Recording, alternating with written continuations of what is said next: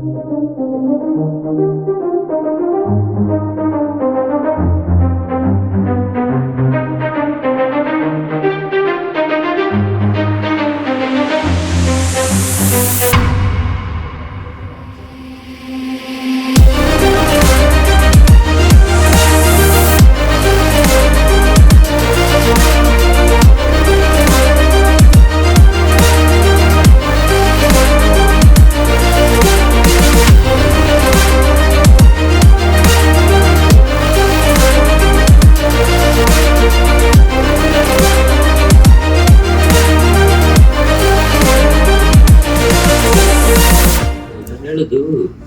5-15 ಮಕ್ಕಳಿದಾರಲ್ಲ, ಇವಾಗ ನನ್ನ ಮಕ್ಕಳು ಆಲ್ಮೋಸ್ಟ್ ನಾನು ಇಲ್ಲಿರೋ 9,000 ಬೋನ್ ಟ್ಯೂಮರ್ ಪೇಷಂಟ್ ಟ್ರೀಟ್ಮೆಂಟ್ ಮಾಡಿದ್ದೀನಿ.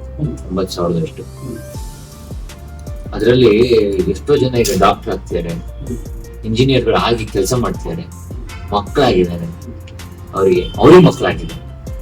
ಒಬ್ಬ ಆಲ್ಮೋಸ್ಟ್ 300 crore ಕಂಪನಿ ಮಾಡಿದ್ದಾನೆ ಆಲ್ರೆಡಿ.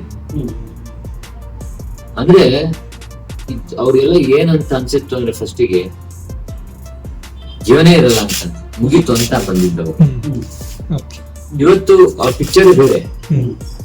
ಈಗ ಚಿಕ್ಕ ಏಜ್ದವ್ರಿಗೆ ಕ್ಯಾನ್ಸರ್ ಬಂದ್ರೆ ಈ ಟ್ರೀಟ್ಮೆಂಟ್ ಎಷ್ಟು ಪರ್ಸೆಂಟೇಜ್ ಕರೆಕ್ಟ್ ಆಗಿ ಟ್ರೀಟ್ಮೆಂಟ್ ಕೊಟ್ರೆ definitely they can lead as normal life as possible. ಇಡೀ ದೇಶದಲ್ಲಿ ಇದಕ್ಕೆ ಆದ ಒಂದು ಸಾರ್ಕೋಮಾ ಸೆಂಟರ್ ಅಂತ ಇಲ್ಲ. ಇಡೀ ದೇಶದಲ್ಲಿ ಸಾರ್ಕೋಮಾ ಸೆಂಟರ್ ಅಂತ ಎಷ್ಟೋ ಜನ ಸಹಾಯ ಮಾಡ್ಬೇಕು ಅಂತಿದ್ದಾರೆ.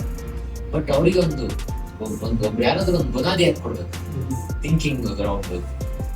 ಅದಕ್ಕೆ ನಮ್ಮ ಗೋಲ್ ಒಂದು ನ್ಯಾಷನಲ್ ಸಾರ್ಕೋಮಾ ಸೆಂಟರ್ ತರ ಮಾಡಿ,